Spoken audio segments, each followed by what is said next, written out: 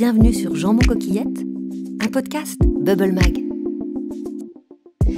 S'il est une relation que le Covid a particulièrement chamboulée, c'est bien celle entre petits-enfants et grands-parents. Tenus éloignés par mesure de protection, beaucoup ont grandement souffert de cette distanciation. L'occasion de revenir sur leur place dans la vie de nos enfants et de s'interroger sur l'art d'être grands-parents. Avec nous, Monique Desmet, grand-mère de 10 petits-enfants de 5 à 16 ans. Psychologue et médiatrice, elle assure l'écoute téléphonique Allo Grands-parents, mis en place par l'association de l'école des grands-parents européens, et nous parle de son expérience d'écoutante, ainsi que de son propre rôle de grand-mère. Bonjour Monique. Bonjour Anne-Laure. Alors, le Covid a mis à rude épreuve les relations entre petits-enfants et grands-parents. Ces derniers ont ils souffert? Oui, ils ont beaucoup souffert, les grands-parents, parce qu'ils ont été complètement privés de leurs petits-enfants, du moins physiquement, et de façon brutale.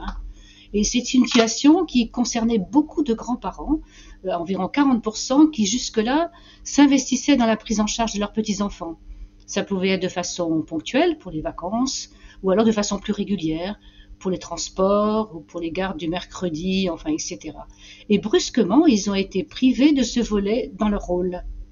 Le motif invoqué était, nous le savons tous, leur fragilité et leur vulnérabilité supposée ou vérifiée en regard de leur âge. Et donc c'était quelque part justifié quand même. Peut-être était-ce justifié. Enfin, certains grands-parents ne l'ont pas vu comme cela. Je vais vous en parler. Alors, qu'ont ressenti les grands-parents, en tout cas les grands-parents que je connais autour de moi, et les grands-parents aussi que j'ai aussi l'occasion, de façon presque journalière, d'écouter dans le cadre de Allo Grands-parents, à l'école des grands-parents, aussi un peu ce qu'ils nous ont dit concernant leurs ressentis. Et tout d'abord, une inquiétude pour eux-mêmes, leur peur aussi de contracter le Covid. Ils ont aussi ressenti de l'inquiétude pour leurs enfants, inquiétude pour la santé de leurs enfants, inquiétude beaucoup pour leur emploi, parce que ces enfants, lorsqu'ils avaient la chance de pouvoir continuer à travailler, ce qui n'était pas toujours le cas, ils ont dû travailler souvent en télétravail. Et donc, ils ont dû assumer à la fois la garde des enfants, les tâches ménagères, le télétravail. Et bon, avec enfants à domicile, je pense que c'était une mission quasi impossible. Un autre sentiment aussi dont ils nous ont parlé, ce qui est apparu, c'est un sentiment de perte, plus profondément. Ma grand-mère me disait encore ce matin, j'ai ressenti une grande solitude et je sens que j'ai beaucoup vieilli depuis cette pandémie. Il y a des traces qui resteront de cette... Je pense, oui. Et des grands-parents qui ont du mal maintenant à sortir parce qu'ils ont été enfermés pendant longtemps, qu'ils n'osent plus aller à l'extérieur, comme si l'extérieur était toujours source de menaces, quoi, si vous voulez. Ouais. Alors, ce qu'ils ont ressenti aussi, c'était donc ce sentiment de perte, mais aussi ils se sentent parfois assimilés aux personnes de grand âge. Il y a eu une sorte d'amalgame parfois. Oui, je crois que oui, j'en ai beaucoup entendu parler en fait. Il y a vraiment le grand âge, les arrière-grands-parents, on peut dire, qui eux sont en maison, en institut, en EHPAD et vraiment très très fragiles. Et puis tous ces grands-parents encore actifs entre guillemets. Exactement, oui. Alors certains se sont rebellés, mais la plupart d'entre eux, ils se sont résignés. Et c'était d'autant plus difficile d'accepter cette vulnérabilité que jusqu'à présent, ils assumaient des charges auprès des petits-enfants et aussi parfois auprès de leurs propres parents âgés, dépendants. Et dans cette société qui privilégie la jeunesse, l'avenir, le futur, certains grands-parents se sont sentis complètement lâchés. Et notre association est intervenue aussi pour porter la parole des grands-parents, pour exprimer l'importance des grands-parents dans la construction de l'enfant et tout ce que les grands-parents faisaient à ce niveau-là, par exemple pour la garde des enfants, pour les aides financières, toute la solidarité qui s'exerçait dans la famille jusqu'alors, etc. Parce que d'ailleurs, ça m'amène à ma deuxième question, plus générale, mais quel est selon vous le rôle des grands-parents dans l'éducation des petits-enfants? Alors le rôle des grands-parents, je pense que le rôle des grands-parents est peut-être en second par rapport à l'éducation, parce que l'éducation, pour moi, elle appartient aux parents. Ça c'est clair. Ce sont les parents qui détiennent l'autorité parentale, cette autorité qui est définie par la loi, l'article 372, je crois. C'est une loi qui précise les contours, qui délimite les droits et les devoirs vis-à-vis de l'enfant, ça c'est clair. Mais les grands-parents n'ont pas de statut juridique concernant cette éducation. Voilà.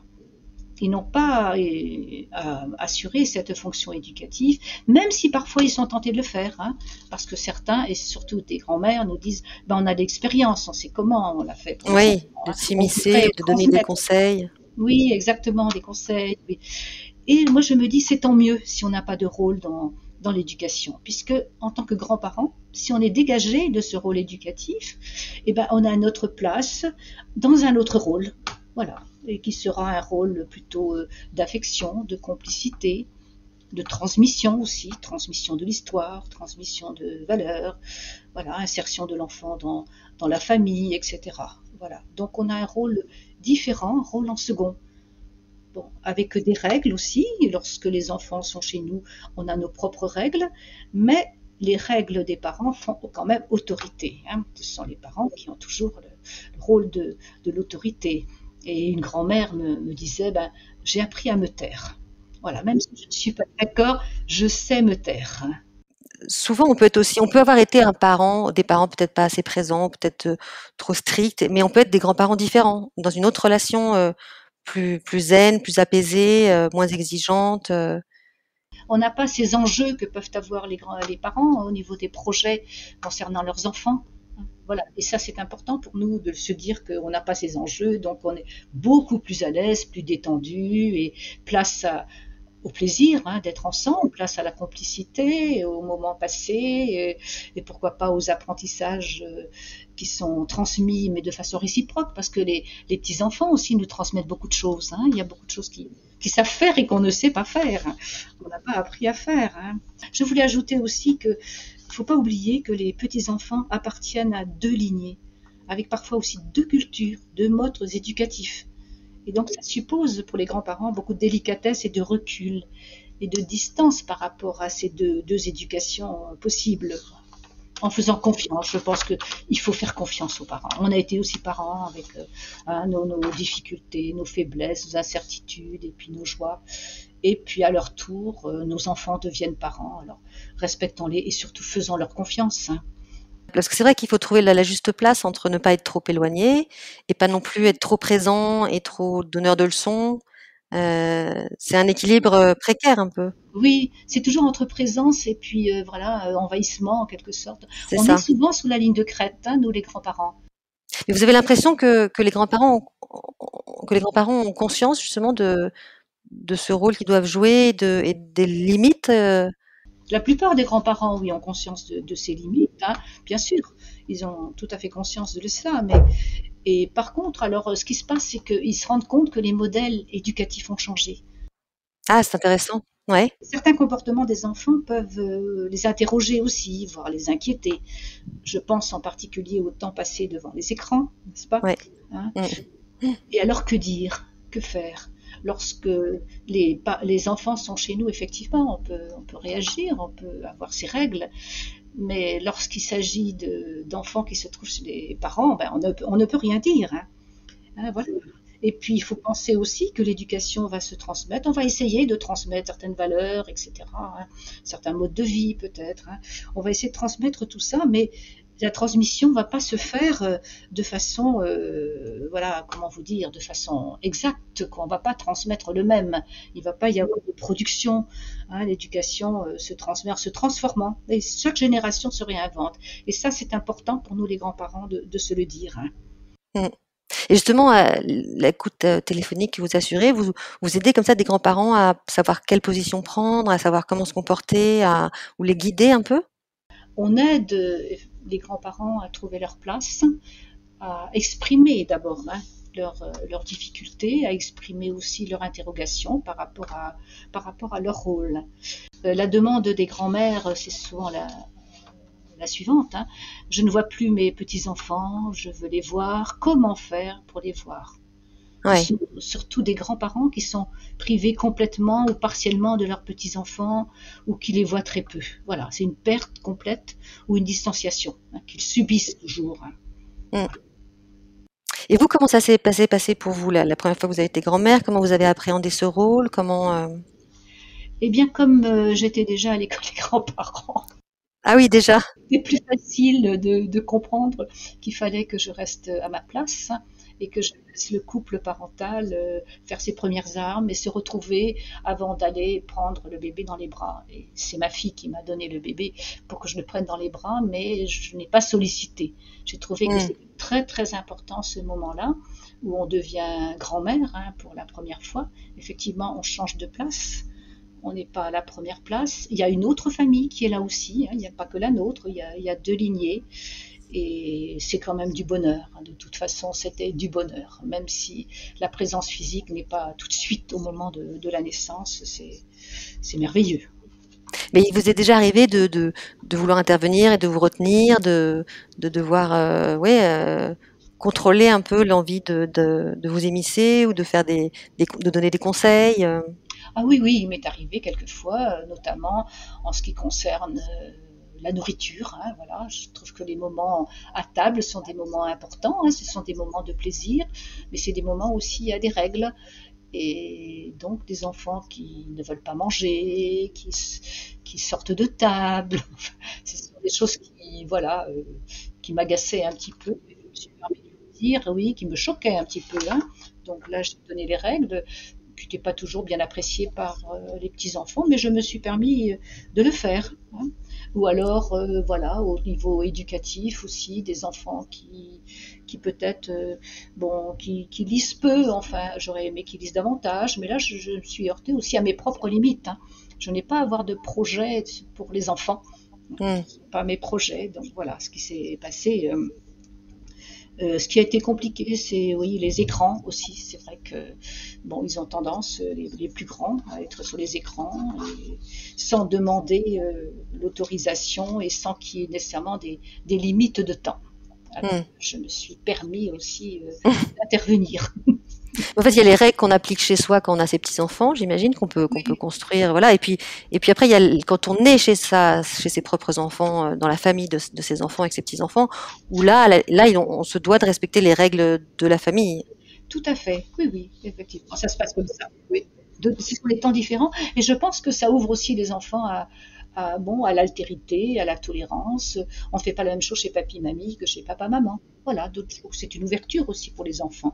Et ils ne sont pas, vous voyez, ils sont pas malheureux, ils ne sont pas frustrés. Ils comprennent très très vite quelles sont les règles. Et donc, de ce que vous dites, c'est que les problématiques principales des grands-parents que vous avez au téléphone, c'est d'être écartés, éloignés de leurs petits-enfants. C'est quelque chose Oui, qui, parce que c'est qui est très lourd. Ouais. leur grande souffrance, enfin, leur grand désir, c'est retrouver des relations sereines avec les petits-enfants. Alors, donc, à l'écoute au téléphone, pour revenir à cette question, si vous voulez, on n'est pas là pour donner nécessairement des conseils aux grands-parents. On n'a pas à les conseiller. Ce qu'on va faire, c'est on va les écouter, on va valoriser leur démarche aussi, parce que c'est pas une démarche facile de téléphoner pour dire qu'on est en difficulté. D'ailleurs, beaucoup de grands-parents n'en ont pas parlé de leurs difficultés. Ils ont des amis à qui ils ne vont pas parler de leurs soucis. Alors nous, en tant qu'écoutantes, on est là pour leur permettre d'exprimer tout ça, pour légitimer la souffrance, l'accueillir la souffrance. Et après, travailler sur le comment on est arrivé là. On va replacer tout le litige dans l'histoire familiale. Est-ce qu'il s'agit de tension avec la belle-fille? Est-ce qu'il s'agit du choix de conjoint qu'on n'a pas accepté? Est-ce qu'il s'agit que l'éducation différente? Voilà, il y a beaucoup de causes en fait. Il y a un vaisseau de causes de difficultés. Et il peut y avoir aussi des tensions qui se sont alimentées au cours du temps.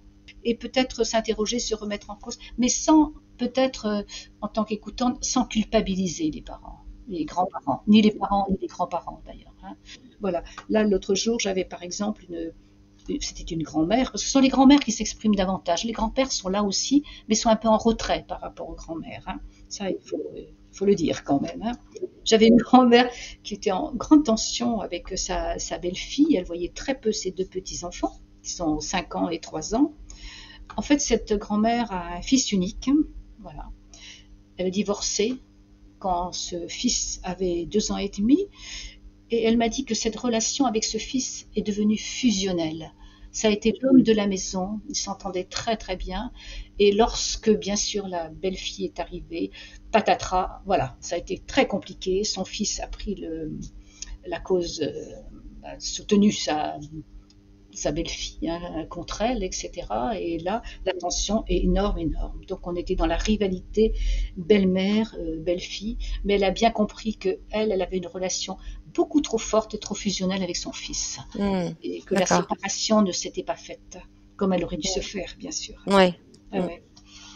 Alors donc nous, on va aider les personnes en grande souffrance à devenir acteurs, à quitter la plainte d'abord, parce que souvent ils sont quand même dans la souffrance, mais aussi dans la plainte, à quitter les préjugés pour devenir acteurs de changement.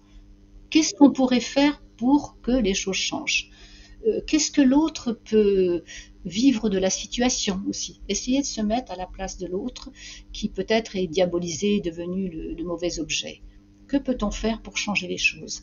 Parce que avoir accès à ces petits-enfants, ce n'est pas possible si on n'établit pas la confiance avec les parents. Ce sont les parents qui vont ouvrir ou fermer les portes aux petits-enfants. Et ça, on leur dit de façon très récurrente, on va dire. Ouais. Parce que parfois, ils veulent avoir des bonnes relations avec les petits-enfants en disant « Oh ben ça nous est égal, même si on ne s'entend pas avec les parents, c'est pas grave. Nous, ce qu'on veut, c'est les petits-enfants. » En tant que parent, on peut essayer de comprendre que même si on s'entend pas très bien avec ses propres parents, quand même privilégier et sauvegarder cette relation entre nos enfants et nos parents. Oui, oui, très important pour l'enfant. Il faut mettre l'enfant au centre de la vie. Voilà. Un peu comme dans un divorce, quand on doit privilégier absolument le lien entre le père et les enfants, même si on est divorcé, même si il est important de garder cette relation quand même entre le père et les enfants, comme entre les grands-parents et les petits-enfants. Tout à fait. Pour la construction de l'enfant, pour son épanouissement, c'est très important. Mais ce n'est pas facile pour des parents quand il y a un contentieux qui date de plusieurs années, il y a un gros ressentiment. Le travail est aussi à faire par les parents, pas seulement par les grands-parents. C'est ça. Lorsque les parents sont d'accord, on peut les regrouper en quelque sorte, les rencontrer dans le cadre d'une séance, enfin d'un entretien de médiation. Ah, vous faites ça aussi? Se rencontrer. Oui, on fait ça à l'école des grands-parents aussi. On a un service de médiation intergénérationnelle. D'accord. Et vous arrivez à dénouer comme ça des blocages, Je crois que les blocages qui se sont réalisés, enfin qui se sont faits pendant des années et des années, c'est difficile de renouer ce qui a été dénoué. C'est très long. Il faut un travail avec les grands-parents, il faut aussi un travail avec les parents. Bon, quelquefois la médiation, elle peut être très opérante très rapidement, dans la mesure où le grand-parent fait une démarche déjà, une démarche de retrouver la confiance, retrouver le dialogue. Et c'est ça l'important, que le grand-parent qui nous consulte puisse faire la démarche vers les parents. Et lors de la médiation, on est amené aussi à écrire aux parents pour leur proposer de nous parler un peu de la façon dont ils vivent la situation et de voir comment les choses pourraient changer, toujours au bénéfice des enfants, bien sûr, pour qu'ils puissent avoir accès à leurs grands-parents. Là, hier, j'avais justement au téléphone, là, j'avais les parents, j'avais vu les grands-parents au départ, les grands-parents disant on a très peu de contact avec nos petits-enfants, enfin ils étaient beaucoup dans la plainte et dans le désarroi parce qu'ils pensaient que leur fille unique, en fait ne souhaitait pas qu'ils aient des contacts avec les petits-enfants. Et là j'ai eu la maman qui m'a dit mais je crois qu'ils se trompent, ils peuvent venir voir les enfants quand ils veulent, mais cependant ce qui se passe c'est qu'ils privilégient l'un des enfants au détriment d'un autre. Il va falloir qu'ils acceptent d'avoir les deux enfants en même temps et de ne pas faire d'injustice et de comparaison entre les enfants. Voilà, c'est le bémol que les parents mettaient dans la relation entre grands-parents et petits-enfants. Donc on va pouvoir un peu travailler ça aussi avec les grands-parents. Oui, c'était une question qui me venait d'ailleurs, c'est que j'imagine qu'en tant que grands-parents, on peut avoir des préférences ou des complicités plus fortes avec certains petits-enfants plutôt que d'autres. Oui, voilà. On n'a pas la même relation avec chacun des petits-enfants, Non. chacun est différent. Puis les âges aussi, les tout petits, les ados. Oui, les âges, le sexe des enfants, garçons, filles. Non, c'est très évolutif, qu'on n'a pas la même place pendant toute notre vie de grands-parents, si je puis dire. Les choses évoluent. Et puis lorsqu'il y a séparation des parents, c'est sûr que les relations peuvent être aussi altérées. Surtout s'il s'agit des grands-parents paternels qui perdent de la place auprès de leurs petits-enfants à ce moment-là. Ouais.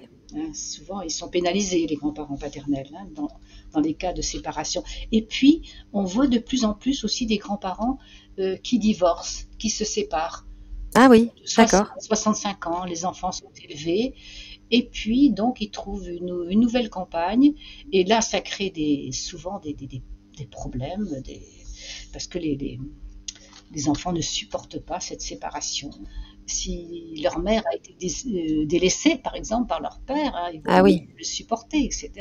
Ils revivent un peu la même chose que lorsqu'ils étaient enfants, hein, où ils Mm. souhaitaient aussi que les deux parents soient unis pour la vie, mais c'est un peu pareil, et ça nous surprend toujours, hein, de voir que même s'ils ont fait leur vie, en effet, même s'ils ont tracé leur propre chemin, eh ben, ils restent très très fragiles par rapport à cela.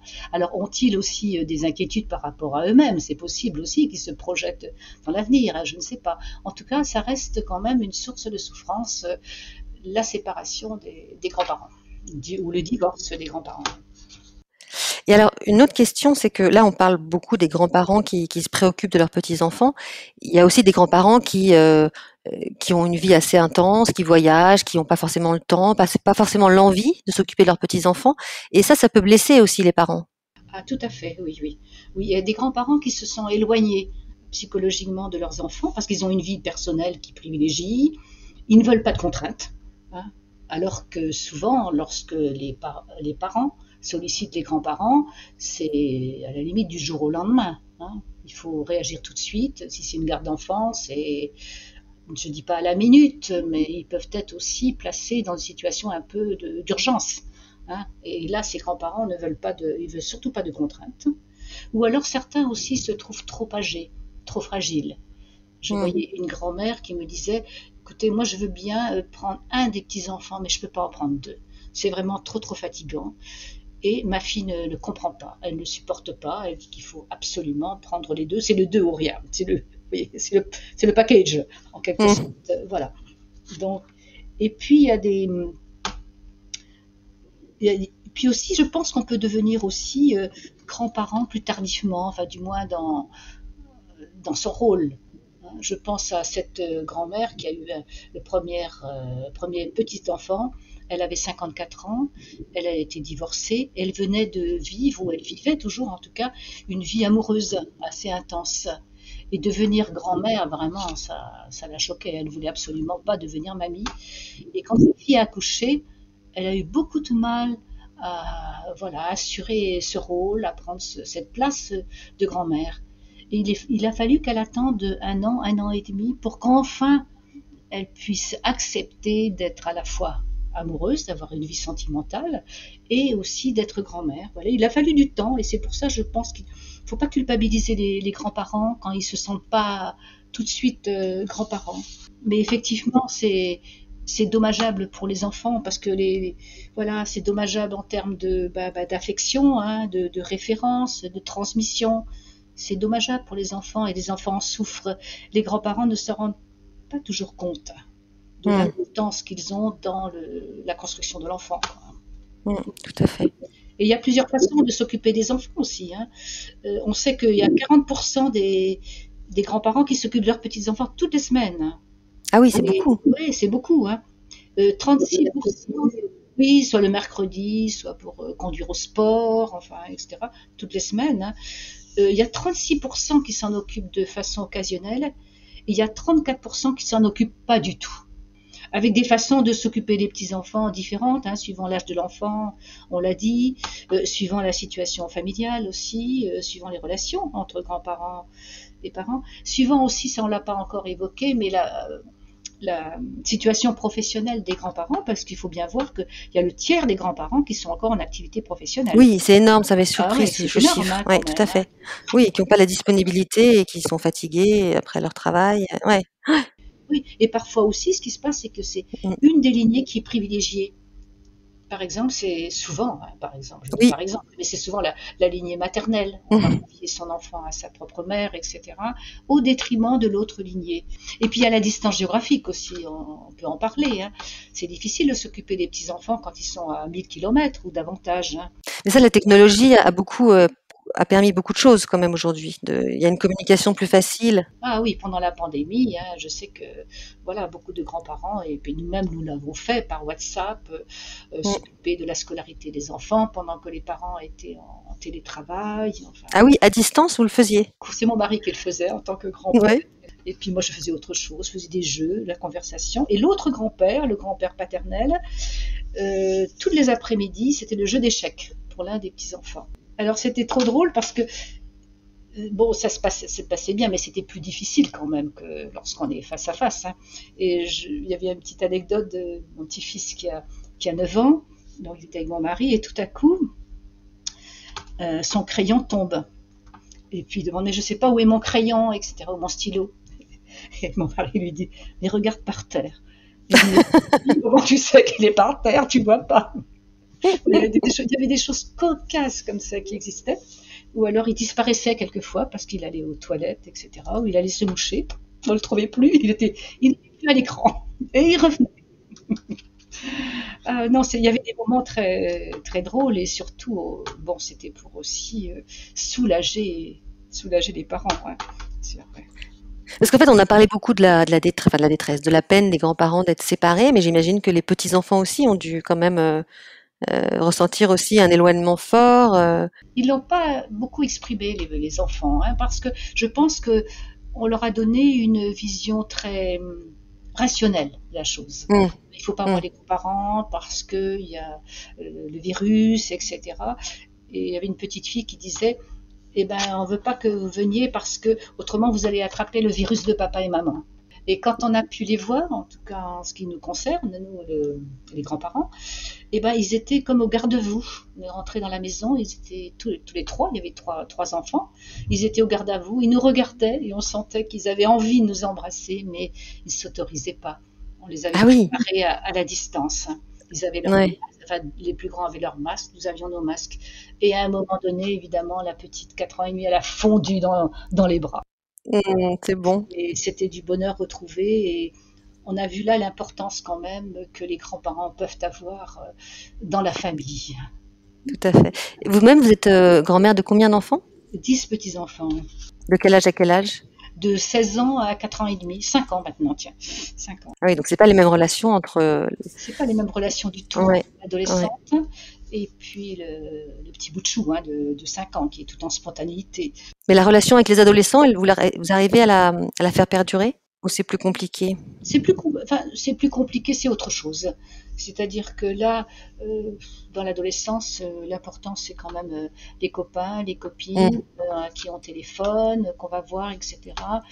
Je sens qu'on a moins d'importance en ce moment, hein. mm, On ne les sollicite pas trop, on essaie de voir s'ils vont bien, hein, on est très attaché à eux, mais quand même on leur laisse plus de liberté dans la mesure où les parents aussi leur laissent un peu plus de liberté. On n'a pas de rôle éducatif. Et donc l'affection passe par le téléphone, par des rencontres moins fréquentes quand même. Oui, il y a quand même mm. un éloignement qui se fait là en ce moment. Ouais. D'accord. Et juste, est-ce que vous pouvez nous rappeler le numéro de Allo Grands-parents? Oui, 01 45 44 34 93, qui est ouvert tous les jours du lundi au jeudi de 10h à 15h. Je trouve ça bien que ça existe. Peut-être que tous les grands-parents ne le savent pas d'ailleurs, mais Voilà, qui ne restent pas seuls avec toutes leurs interrogations, leurs souffrances et leur solitude. Ce qui est terrible, c'est la solitude des gens qui sont là, qui souffrent et qui n'osent pas en parler, parce que faut oser en parler pour pouvoir pour ne pas s'enfermer quoi dans cette souffrance, hein. Et partager mm, des expériences avec d'autres, ça montre aussi que les autres peuvent avoir aussi des conseils pour nous, hein, voilà, donc ça peut aussi nous aider. ben, merci beaucoup Monique. Alors il est bientôt l'heure de nous séparer et j'ai toujours deux petites questions à la fin. Qu'évoque pour vous le jambon coquillette? Alors, le jambon coquillette, je ne sais pas si on est dans l'évocation, mais en tout cas, on en a mangé hier. Donc, je pense que c'est une valeur sûre, hein, c'est vraiment du plaisir dans l'assiette, hein. Bah, quand les enfants étaient petits, On leur servait du jambon coquillette. Ils préféraient d'ailleurs les coquillettes aux spaghettis, disons-le. Et je vois que mes enfants ont aussi toujours des paquets de coquillettes dans leur placard. Donc il y a une transmission, on est dans l'intergénérationnel. Tout à fait. Et chez nous, c'est avec du beurre, mamie, s'il te plaît, avec du beurre. Et le beurre qui fond petit à petit, qui fait, le beurre qui fait briller les coquillettes. Vraiment, c'est du plaisir dans l'assiette. Ça traverse les générations. Et parfois, on y ajoute aussi un peu de gruyère râpée. Et alors, quelle est votre recette SOS, vous, du temps quand vous étiez maman, ou même avec vos petits-enfants, quand vous n'avez pas le temps de cuisiner? Eh bien, c'était souvent du riz, c'était aussi des pâtes, de toute façon. Quand on leur demande ce qu'ils veulent manger, ils veulent manger des pâtes, ça c'est sûr, du riz. Et puis, comme j'étais en Bretagne avec eux, c'était aussi pas mal de crêpes, on faisait des crêpes, voilà, tout simplement. Bon, merci beaucoup, c'était vraiment intéressant. Et puis voilà, et puis le message, c'est donc tant qu'on peut le faire, c'est quand même de garder cette relation entre nos enfants et nos parents, qui est autant nécessaire pour les uns que les autres. Oui, même s'il y a des limites, même s'il y a des insatisfactions, c'est la vie aussi. On est toujours en c'est jamais parfait. Bien sûr. Ouais. Merci beaucoup, Monique. Au revoir. Merci Anna.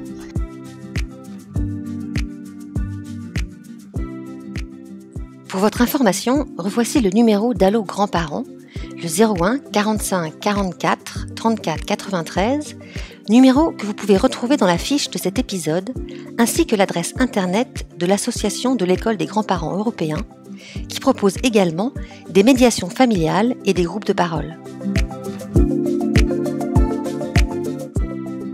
Si vous avez aimé ce podcast, accordez-lui 2 petites minutes pour lui attribuer quelques étoiles et rédiger un commentaire avant de le partager avec votre entourage. À bientôt!